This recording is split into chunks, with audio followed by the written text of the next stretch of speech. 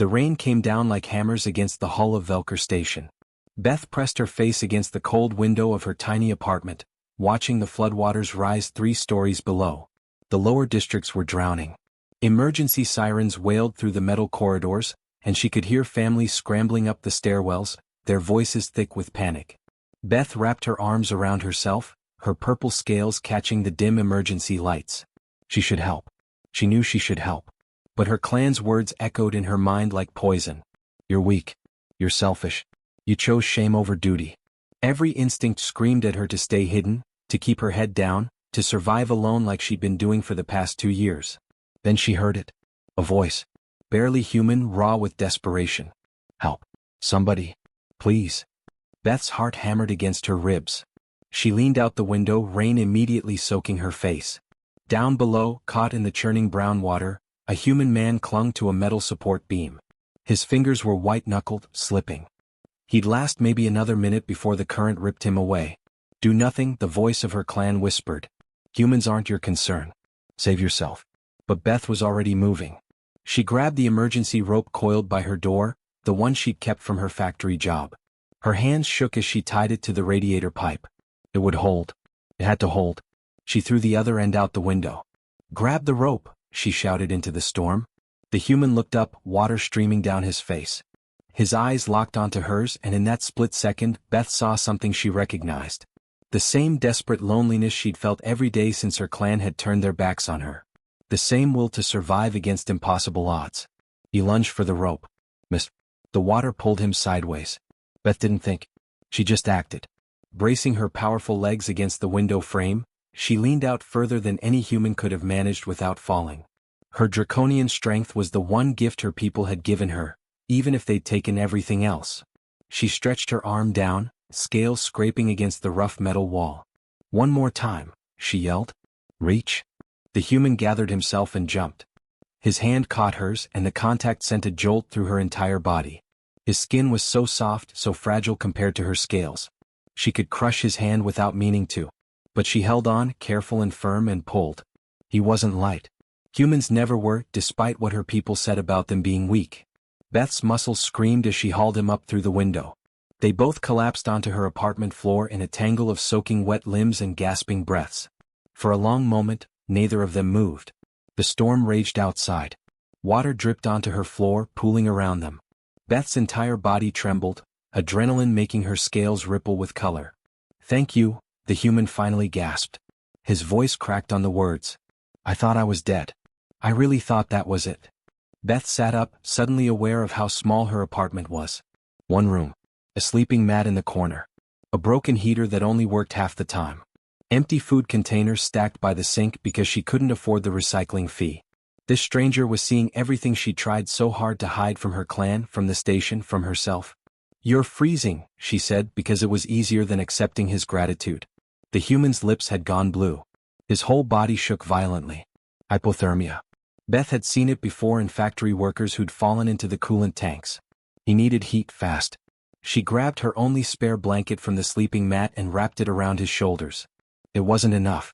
The apartment was barely warmer than the water outside. Her broken heater clicked uselessly in the corner, mocking her poverty. Beth made a decision. She sat down next to the human and pulled him close against her side. Draconians ran hot, their body temperature naturally higher than most species. It was one of the reasons her people thrived in harsh conditions. The human stiffened at first, probably shocked by her boldness, but then he leaned into her warmth like a drowning man reaching for air. I'm Tom, he whispered through chattering teeth. Beth. Where am I, Beth? My apartment. 3rd floor, East District. You're safe. Tom let out a sound that might have been a laugh or a sob. I lost everything down there. My tools, my identification chip, my communicator. Everything. He looked up at her with exhausted eyes. Why did you help me? Beth didn't have an answer. Not one that made sense anyway.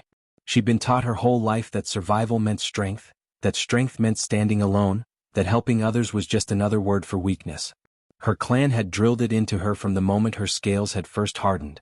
But when she'd seen Tom in that water, none of those lessons had mattered. I don't know, she admitted quietly. I just couldn't let you die. Outside, the storm continued to rage. The lights flickered. Somewhere in the building, a child cried. The flood would get worse before it got better. They both knew it. But in that moment, in that tiny apartment, two outcasts from different worlds had found something neither of them expected. A reason to hope that maybe, just maybe, mercy wasn't weakness after all. Tom's shivering gradually slowed as Beth's warmth seeped into him. He pulled the thin blanket tighter, and Beth grabbed her own blanket from the mat, draping it over both of them. It still wasn't much, but it was everything she had to give. And somehow that felt like enough. 3 days of rain. 3 days of Beth sharing her last packages of dried protein bars and stale crackers with Tom while the storm battered Velker Station. 3 days of sitting together in the dim light of her failing apartment, telling stories to pass the time. Beth learned that Tom had been an engineer on a cargo ship, that he loved fixing broken things, that he'd lost his family years ago and had been drifting from station to station ever since. On the 4th morning, the rain finally stopped. The emergency sirens went quiet. Beth woke early for her factory shift, careful not to disturb Tom, who was still sleeping on the floor wrapped in both blankets. She assumed he'd be gone by the time she returned. People always left. That's what she'd learned to expect. The factory shift was brutal. 12 hours of quality control on hull plating, her eyes straining under harsh lights to spot microscopic fractures. Her supervisor barely acknowledged her presence. The other workers, mostly draconians from proper clans, whispered and laughed when they thought she couldn't hear. The outcast. The stubborn one who thought she was better than tradition. Beth's feet ached as she climbed the stairs to her apartment that evening.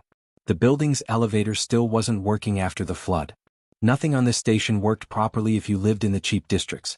She fumbled for her door code, exhausted and hungry and ready to face another night of cold and darkness. The door slid open. Every light in her apartment was on. Actual light, not the flickering half-glow she'd gotten used to. What the? Beth stepped inside slowly. Tom was kneeling by her wall panel, surrounded by tools and bits of wire. His hands were covered in grease, and he had that focused expression people got when they were deep in complicated work. He looked up when she entered and broke into a huge grin. Hey, perfect timing.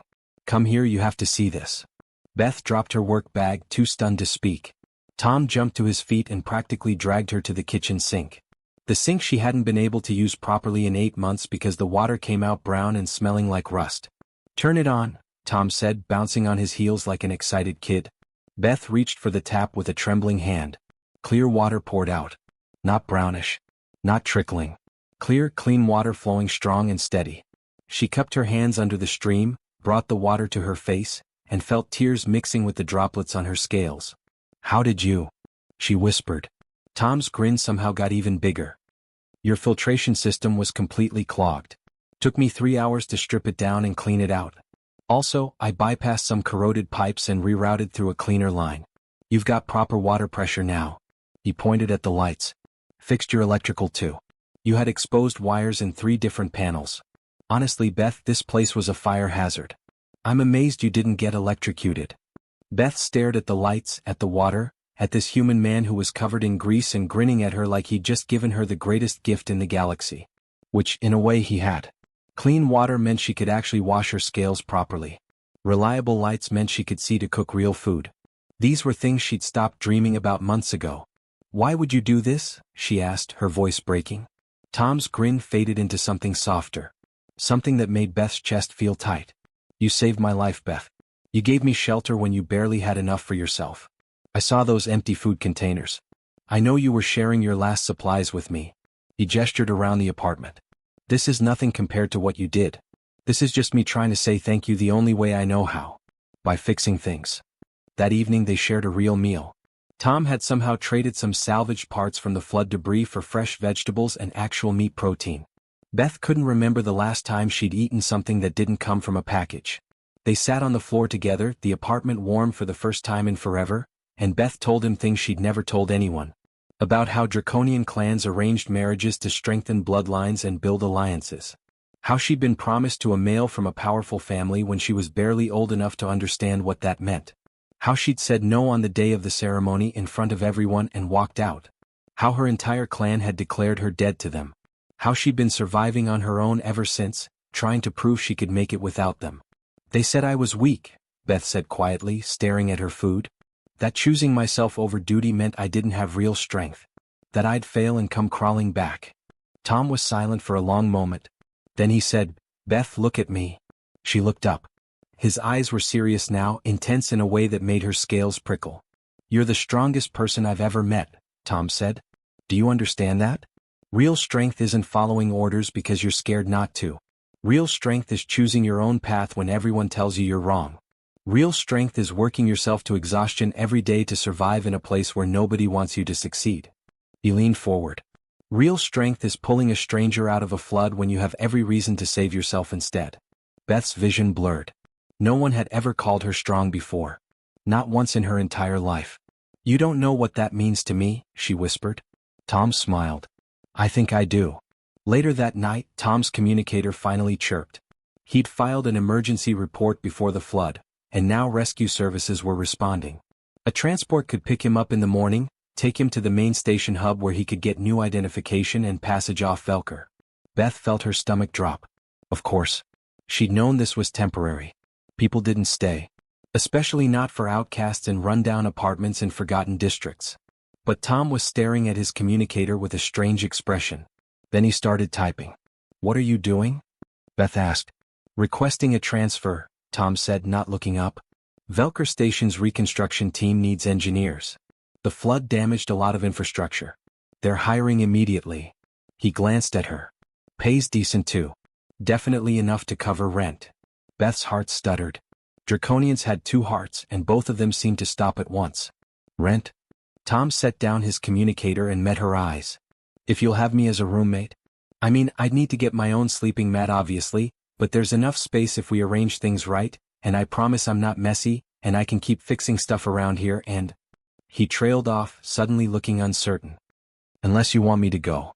I don't want to impose. I just thought maybe—" "Stay," Beth said. The word came out harsh, almost desperate. "Please stay." The smile that spread across Tom's face was like sunrise after a storm. Yeah. That night, Beth lay on her sleeping mat in her properly lit, properly heated apartment with clean water running in the pipes, and for the first time in 2 years she didn't feel alone. In the morning Tom would start his new job. They'd figure out the rent and the sleeping arrangements and all the practical details. But right now, in this moment, Beth simply let herself feel something she'd almost forgotten existed. 2 months passed in a rhythm Beth had never experienced before. She'd wake to the smell of coffee, a human drink Tom had introduced her to that she'd grown to love. He'd already be awake, tinkering with something or reviewing blueprints for the station's reconstruction. They'd eat breakfast together, trade jokes about their respective jobs, then head out in different directions. Beth to her factory. Tom to whatever district needed emergency repairs. At first, Beth waited for the other shoe to drop. In her experience, nobody gave without expecting something back. Her clan had taught her that every kindness was a debt, every favor was leverage, every gift came with invisible strings attached. So she watched Tom carefully, waiting for him to ask for something. Waiting for the moment he'd reveal what he really wanted from her. But weeks turned into months and Tom just kept being Tom. He paid his half of the rent exactly on time. He cooked meals and never complained when she worked late. He fixed things around the apartment without being asked. He respected her space, never pushing into her room or touching her belongings. When she had nightmares about her clan's rejection and woke up gasping, he'd make that terrible human tea and sit with her in the dark, talking about nothing important until her heart slowed down. It was the strangest thing Beth had ever experienced. Tom didn't want anything from her except her company. One evening everything changed. Beth came home late from an extended shift, exhausted and hungry. She was fumbling with the door code when she heard voices in the hallway. Draconian voices. Her scales prickled with recognition before she even turned around. 3 males from her former clan stood blocking the corridor. Kyle, Dane, and Marcus. She'd grown up with them, trained with them, thought they were friends once. Before she'd embarrassed them all by refusing her duty. Well, Kyle said, his golden scales glinting under the hallway lights. "The outcast returns. We heard you were living in this dump, but we didn't believe it." His eyes traveled over her work clothes, her tired posture, and his lip curled. "Look at you. Working in a factory like some common laborer. Is this the freedom you chose?" Beth's jaw tightened. "What do you want?" "We heard something interesting," Dane chimed in. "You're housing a human now. Pet human. Is that true?" Before Beth could respond, her apartment door slid open. Tom stood there, still in his work coveralls, grease on his hands from whatever repair he'd been doing. He took in the situation immediately, his eyes moving from Beth's tense posture to the three large draconians looming over her. "Everything okay out here?" Tom asked casually, but Beth heard the steel underneath. Kyle laughed. It wasn't a kind sound. "This is the pet? This scrawny little mammal?" He stepped closer to Tom, using his full height advantage. Draconians were tall, built for strength and intimidation. Kyle stood at least a foot taller than Tom. "This is what you've become, Beth? Keeping a weak, scaleless creature as a roommate? Have you fallen so far?" Tom didn't back down. He stood perfectly still, meeting Kyle's eyes without flinching. "I'm Tom," he said calmly. "The engineer who restored water filtration to this entire district after the flood. Also fixed the power grid in sections 4 through 7, and established the new waste recycling system that's saving this station about 10,000 credits a week." He tilted his head slightly. "What do you do exactly?" The question hung in the air like a challenge. Kyle's scales flushed darker with anger, but Dane actually looked uncertain. "We're clan warriors," Marcus said, puffing up his chest. "We maintain order. We uphold tradition. We don't spend our time playing with tools like children." "Interesting," Tom said. "So when the flood destroyed half the station's infrastructure, where were you?" "Because I didn't see any clan warriors fixing water pipes or restoring power to families with children. I saw Beth actually. She was one of the first volunteers at the emergency shelter, helping organize supplies." He smiled, but it didn't reach his eyes. "Guess she learned her strength from somewhere other than your clan." Beth's heart's hammered. Nobody talked to clan warriors like this. Nobody challenged them. It wasn't done. Kyle's hand moved toward Tom, and Beth felt her body coil to spring between them. But before anything could happen, doors started opening along the corridor. Neighbors emerging. Mostly humans, drawn by the raised voices. An elderly human woman named Grace shuffled out of the apartment across the hall. "Tom? Everything all right, dear?" "Just fine, Grace," Tom called back. A young human man named Derek appeared with his partner. "These guys bothering you, Tom?" More doors opened. More faces appeared. The family with 3 kids from down the hall. The retired couple from the corner unit. The construction worker who lived above them. All humans. All watching the confrontation with concerned eyes. "Tom's good people," Grace said loudly, addressing the Draconians directly. "Fixed my heater last month when I couldn't afford the repair service. Wouldn't take a credit for it." She pointed at Beth. "And Beth helped my grandson with his homework.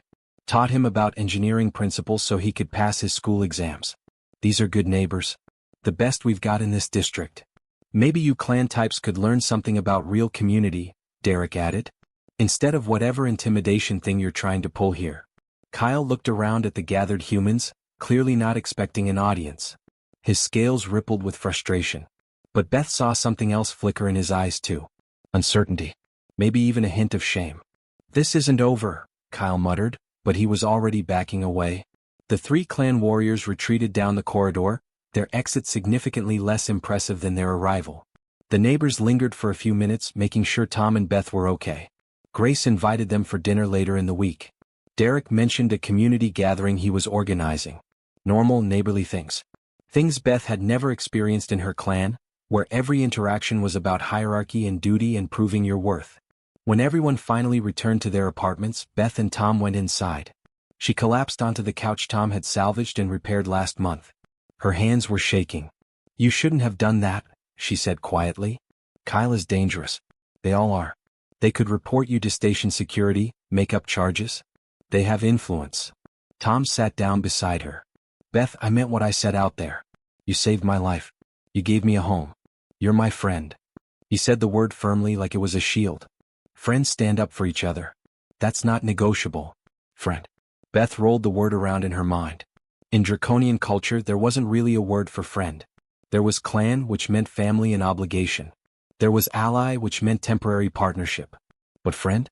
Someone who chose to stand beside you, who expected nothing back, who defended you just because they cared. "I've never had a friend before," Beth admitted. Tom's expression softened. "Well, you do now. And honestly, I'm pretty sure half the humans in this building would say the same thing. You've helped so many people, Beth. You just never noticed because you're too busy thinking you're not good enough." That night, they shared another meal in their warm, well-lit apartment. Tom told her about the reconstruction projects, about how more humans were requesting to work with Draconian laborers because they'd seen how effective cooperation could be. About how 3 other mixed-species teams had formed in the wake of their friendship, inspired by what they'd accomplished together. "You're changing things," Tom said. "One act of kindness at a time. You pulled me from that flood and now look. Humans and Draconians actually talking to each other. Working together. That's because of you." Beth wanted to argue, but the evidence was right there. In her neighbors' faces. In Tom's steady presence. In the life she'd built that had nothing to do with clan approval or traditional strength. Maybe, just maybe, she'd found something stronger than what she'd left behind. 6 months after the flood, Beth stood in front of her bathroom mirror and barely recognized herself. Her scales shone with a deep, healthy purple that caught the light like polished gemstones. Her eyes were bright and alert instead of dull with exhaustion. She'd gained weight in all the right places, her frame no longer skeletal from skipped meals and stress. For the first time since leaving her clan, she looked like a Draconian who was thriving instead of just surviving. Tom had done this. Not just with the repairs and the shared meals, but with something deeper. He'd given her permission to believe she deserved good things. That she wasn't broken or wrong for choosing herself. Every morning he made coffee and every evening he asked about her day, and slowly, without her noticing, those small acts had rebuilt something inside her that the clan had torn down. Work had changed too. Her factory supervisor had promoted her to senior quality control after 3 human contractors specifically requested her oversight on their projects. They trusted her eye for detail, her honest assessments, her willingness to explain Draconian manufacturing standards in terms they could understand. She was building bridges without even meaning to. Beth was washing dishes after breakfast when the door chime rang. Tom was at work, fixing a water main break in the southern district. She wasn't expecting anyone. She opened the door and her heart stopped. 4 Draconian clan elders stood in the hallway, their ceremonial robes marking them as high-ranking officials. At the center was Elder Cross, the same male who declared her dead to the clan 2 years ago. "Beth," Cross said, his voice formal and cold. "May we enter?" Every instinct screamed at her to slam the door, to hide, to run. But she was done running. She stepped aside and let them in, her spine straight and her chin high. The elders examined her apartment with obvious surprise. The modern appliances, the working lights, the clean, organized space that showed care and pride. This wasn't the hovel they'd expected to find. "You've done well for yourself," Cross admitted, though the words seemed to pain him. "Your scales shine with health. Your posture speaks of confidence. Clearly, your time apart has proven beneficial." Beth said nothing. She'd learned that silence was sometimes the strongest response. "We've come to offer you reinstatement," another elder said. A female named Linda who'd once taught Beth combat techniques. "Your promised mate has agreed to overlook your previous rejection. The clan is willing to forgive your transgression and welcome you back. You'll return to the compound immediately and fulfill your obligations." The old Beth would have felt relief. Or maybe terror. But this Beth, the one who'd pulled a drowning man from floodwaters and built a life from nothing, felt only a cold, clear certainty. "No," she said simply. Cross's scales darkened. "You don't refuse the clan twice, Beth. This is a generous offer. More than you deserve." "I don't want it." "You're being unreasonable. Think of your future. Your security. The clan provides structure, purpose, community. What do you have here? A factory job and a human roommate?" Cross gestured dismissively at Tom's carefully organized engineering tools, at the pictures they'd hung on the walls, at the life they'd built together. "This is not a proper existence for a Draconian of your bloodline." Before Beth could respond, the apartment door slid open. Tom entered, still in his work clothes, datapad in hand. He froze when he saw the elders, his eyes immediately finding Beth's face, checking if she was okay. "Tom," Beth said, relief flooding through her. "These are my clan elders. They were just leaving." But Tom was staring at his datapad with a strange expression. Then he looked up at the elders with something like triumph in his eyes. "Actually, maybe they should stay for this," Tom said. He tapped his datapad and a holographic display projected into the center of the room. An official seal from the Galactic Council appeared, rotating slowly. "Beth, this came through about an hour ago. I was going to wait for a better time to tell you, but..." He gestured at the elders. "Maybe now is perfect." Beth moved closer to read the holographic text. Her vision blurred as the words sank in. Citation of humanitarian excellence. Granted to Beth of Velker Station for extraordinary contributions to interspecies cooperation and community development. Status: Protected Cultural Ambassador. "I submitted our story to the Galactic Council 2 months ago," Tom explained, his voice gentle but firm. "Everything that happened after the flood. How your single act of mercy created measurable improvements throughout this entire district. The data is undeniable. Human draconian cooperation in this sector has increased by 47%. Mixed species teams are now standard on reconstruction projects. Crime rates are down. Community satisfaction is up. And it all traces back to one moment when you chose kindness over self-preservation. Elder Cross stared at the holographic seal like it was a venomous snake. This changes nothing. A council citation doesn't override clan law. Actually, it does, Tom said calmly. He expanded the display to show legal text.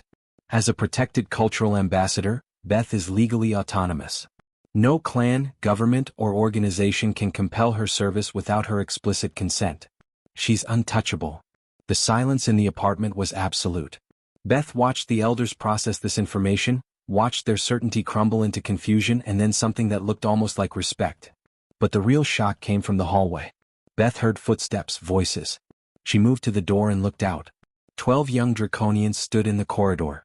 Some she recognized from around the station. Others were strangers. But they all had the same expression on their faces. Hope mixed with desperation mixed with determination. A young female stepped forward. Her name was Kate, and Beth had seen her working at the station's medical center. "We heard the elders were here," Kate said, her voice shaking slightly. "We wanted you to know you're not alone, Beth. We've been watching you. Learning from you." Another draconian, a male named Vincent, moved to stand beside Kate. "I was supposed to mate with someone I'd never met. Just like you. I said no last week. My clan disowned me." He looked at Beth with fierce admiration. "But I'm not afraid. You proved we can survive without them. That we can thrive." One by one the young draconians introduced themselves. All of them had rejected clan obligations. All of them were trying to build independent lives. All of them looked at Beth like she was a lighthouse in a storm. "We want what you have," Kate said. "Choice. Freedom. The chance to decide our own futures. We're requesting formal mentorship." Beth's legs felt weak. She'd spent 2 years thinking she was alone, that her choice had been a selfish aberration. But here were 12 others who'd made the same choice. 12 draconians who'd risked everything for autonomy. And they were all looking to her for guidance.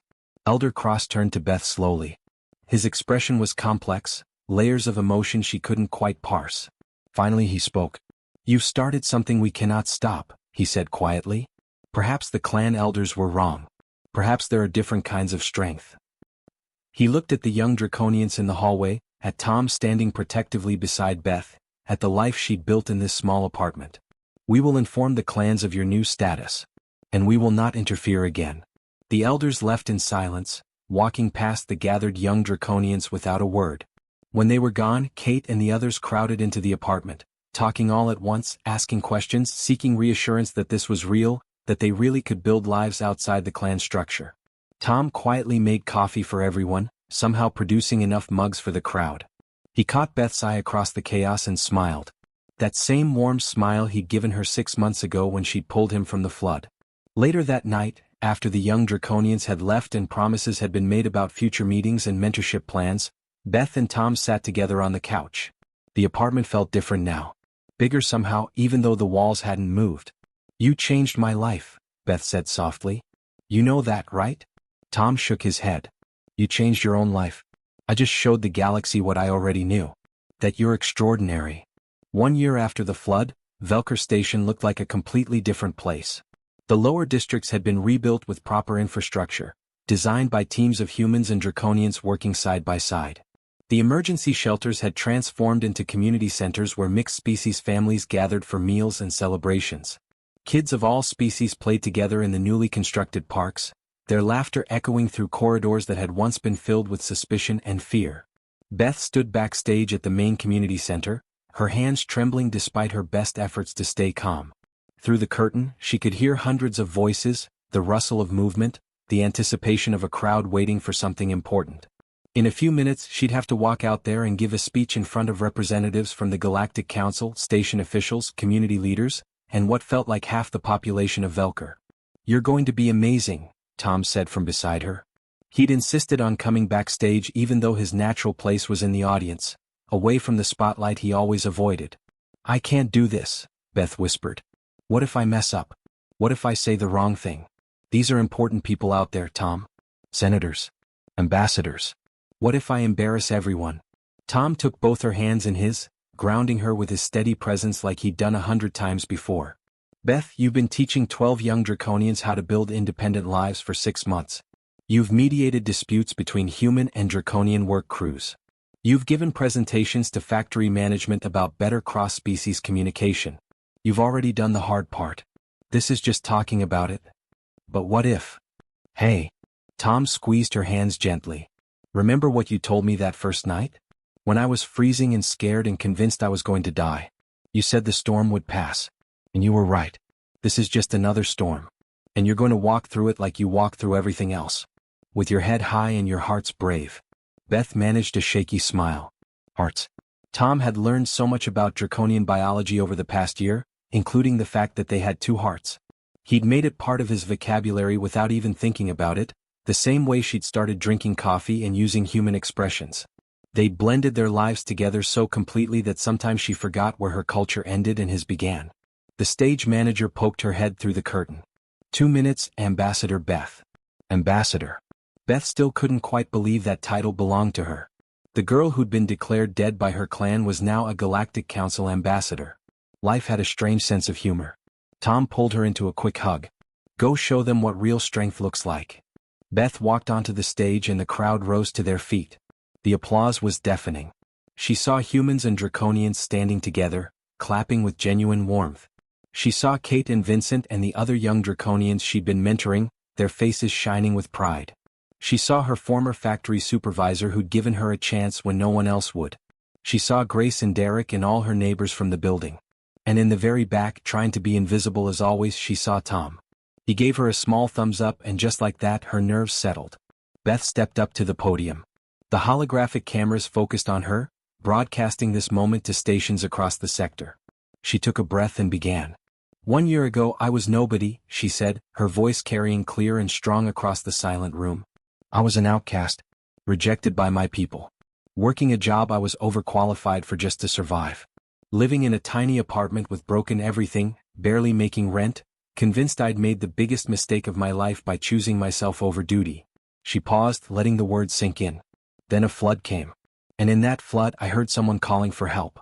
Every logical part of my brain told me to stay safe. To not risk myself for a stranger. But I couldn't do it. I couldn't let someone die when I had the strength to save them. Beth found Tom in the crowd. That stranger was a human man named Tom. An engineer who'd lost everything. And when I pulled him from the water, I had no idea that I wasn't just saving his life. He was about to save mine too. The crowd was completely still now, hanging on every word. Tom taught me something my culture never valued, Beth continued. He taught me that vulnerability isn't weakness. That accepting help doesn't diminish your strength. That mercy creates bonds stronger than any obligation or duty. She gestured around the room. Look at what we've built here. Humans and Draconians working together. Learning from each other. Creating something neither species could have achieved alone. And it all started because one human man looked at a broken Draconian woman and saw someone worth helping. Someone worth standing beside. Someone worth defending. Her voice grew stronger. Tom fixed my apartment, but he fixed so much more than that. He fixed my belief that I had to be alone to be strong. He showed me that real community isn't about following rules or maintaining hierarchy. It's about showing up for each other. Day after day. In small ways and big ways. It's about choosing kindness even when it's hard. Especially when it's hard.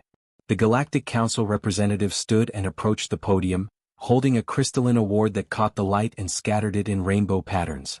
Ambassador Beth, on behalf of the Council, we recognize your extraordinary contributions to interspecies relations. Velker Station now has the highest cooperation rating in this sector. 7 other stations have requested your guidance in implementing similar programs. You've proven that one individual making one choice can create ripples that change entire worlds. The crowd erupted in applause again. Beth accepted the award, the crystal heavy and cool in her hands. But her eyes were still on Tom, who was clapping harder than anyone despite his obvious discomfort with the attention. The reception afterward was a blur of handshakes and congratulations. Station officials wanted to discuss expansion plans. Other Draconians, older ones from established clans, approached her carefully to ask questions about alternative family structures. Human families thanked her for making the station feel safer for their children. But eventually the crowd thinned. The officials left. The cameras powered down. Beth found herself walking home through the quiet corridors with Tom beside her, just like they'd done hundreds of times before. "That was incredible," Tom said. "You're incredible. I couldn't have done any of it without you." "Sure you could have. You're the one who did the work, Beth. I just fixed some pipes and believed in you." They reached their building and climbed the stairs together. Their apartment was exactly as they'd left it. Tom's engineering manuals scattered on the table.